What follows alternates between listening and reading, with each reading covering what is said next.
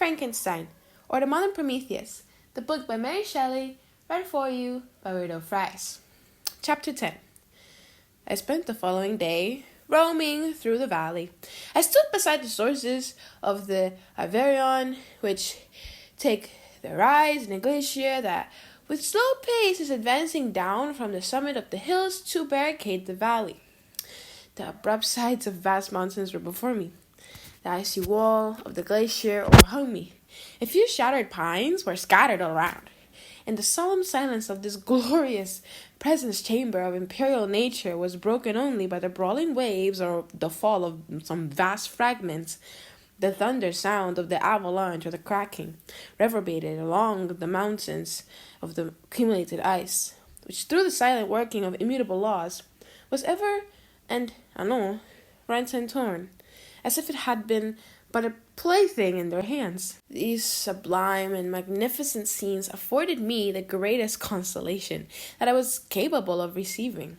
They elevated me from all littleness of feeling, and although they did not remove my grief, they subdued and tranquilized it. In some degree, also, they diverted my mind from the thoughts over which it had brooded for the last month. I retired to rest at night, my slumbers, as it were, waited on and ministered to by the assemblance of grand shapes which I had contemplated during the day. They congregated round me, the unstained snowy mountain top, the glittering pinnacle, the pine woods, and the ragged bare ravine, the eagle soaring amidst the clouds. They all gathered round me and bade me be at peace. Where had they fled when the next morning I awoke? All of soul inspiring fled with sleep, and dark melancholy clouded every thought. The rain was pouring in torrents, and thick mists hid the summits of the mountains, so that I even saw not the faces of those mighty friends. Still I would penetrate their misty veil and seek them in their cloudy retreats. What were rain and storm to me? My mule brought to the door, and I resolved to ascend to the summit of Mont Vert. I remembered the effect that the view of the tremendous and ever-moving glacier had produced upon my mind when I first saw it. It had then filled me with a sublime ecstasy that gave wings to the soul and allowed it to soar from the obscure world to light and joy. The sight of the awful and majestic in nature had indeed always the effect of solemnizing my mind and causing me to forget the passing cares of life. I determined to go without a guide, for I was well acquainted with the path, and the presence of another would destroy the solitary grandeur of the scene. The ascent is precipitous, but the path is cut into continual and short windings, which enable you to surmount the perpendicularity of the mountain. It is a scene terrifically desolate. In 1,000 spots, the traces of the winter avalanche may be perceived, where trees lie broken and strewed on the ground, some entirely destroyed, others bent, leaning upon the jutting rocks of the mountain, or transversely upon other trees. The path, as you ascend higher, is intersected by ravines of snow, down which stones continually roll from above. One of them is particularly dangerous, as the slightest sound, such as even speaking in a loud voice, produces a concussion of air sufficient to draw destruction upon the head of the speaker. The pines are not tall or luxuriant, but they are somber and add an air of severity to the scene. I looked on the valley beneath. Vast mists were rising from the rivers which ran through it and curling in thick wreaths round the opposite mountains, whose summits were hid in the uniform clouds, while rain poured from the dark sky and added to the melancholy impression I received from the objects around me. Alas, what does man boast of sensibility superior to those parents in the brute?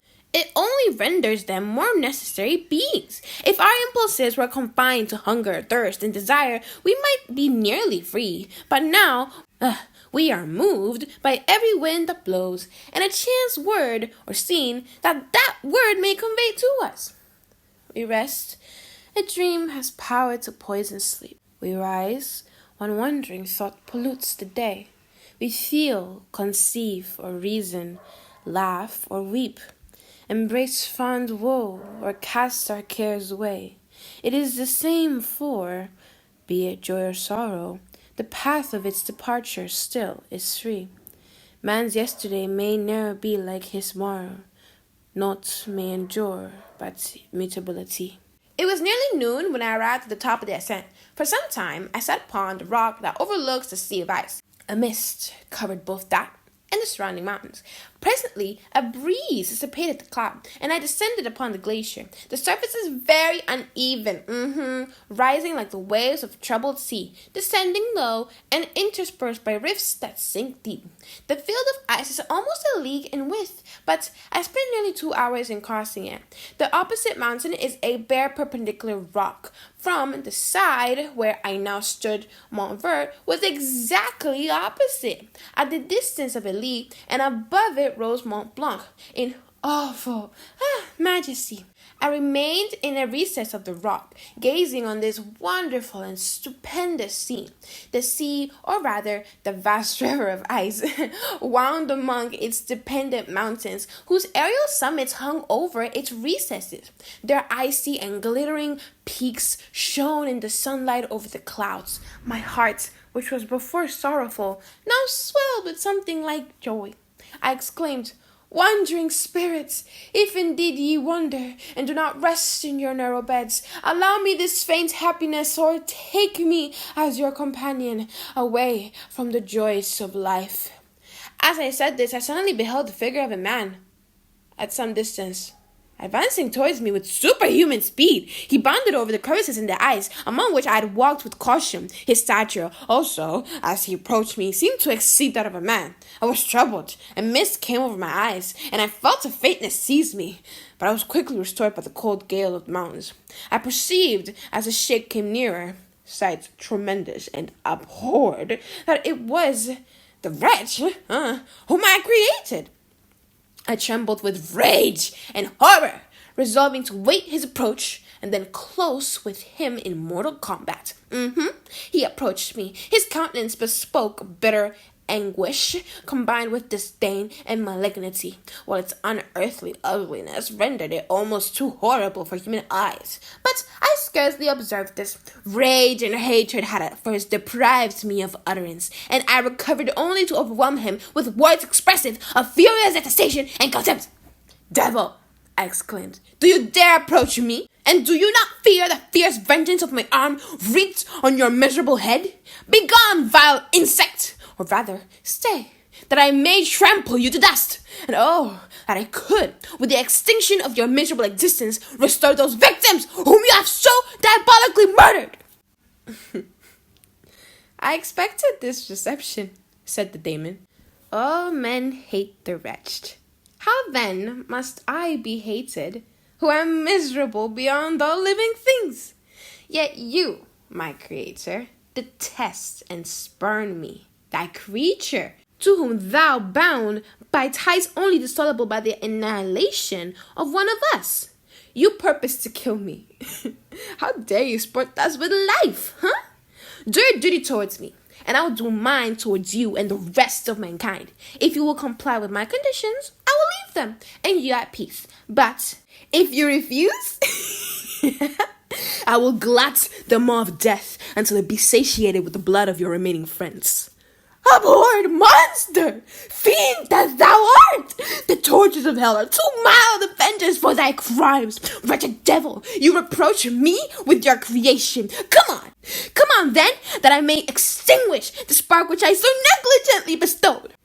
My rage was without bounds. I sprang on him, impelled by all the feelings which can arm one being against the existence of another. He easily eluded me and said, "Be calm. I entreat you to hear me before you give vent to your hatred on my devoted head. Have I not suffered enough that you seek to increase my misery? Life, although it may only be an accumulation of anguish, is dear to me, okay? And I will defend it. Remember, thou hast made me more powerful than thyself. My height is superior to thine, my joints more supple, but I will not be tempted to set myself in opposition to thee. I am thy creature, and I will be even mild and docile to my natural lord and king, if thou wilt also perform thy part, the part thou owest me. O Frankenstein, be not quittable to every other, and trample upon me alone, to whom thy justice, and even thy clemency and affection, is most due. Remember that I am thy creature. I ought to be thy Adam, but I am rather the fallen angel, whom thou drivest from the joy for no misdeed. Everywhere I see bliss, from which I alone am irrevocably excluded. I was benevolent and good. Misery made me a fiend. Make me happy, and I shall again be virtuous. Be gone! I will not hear you. There can be no community between you and me. We are enemies. We are foes. Be gone, or let us try our strength and fight, and which one must fall. How can I move thee? Will no entreaties cause thee to turn a favorable eye upon thy creature, who implores thy goodness and compassion?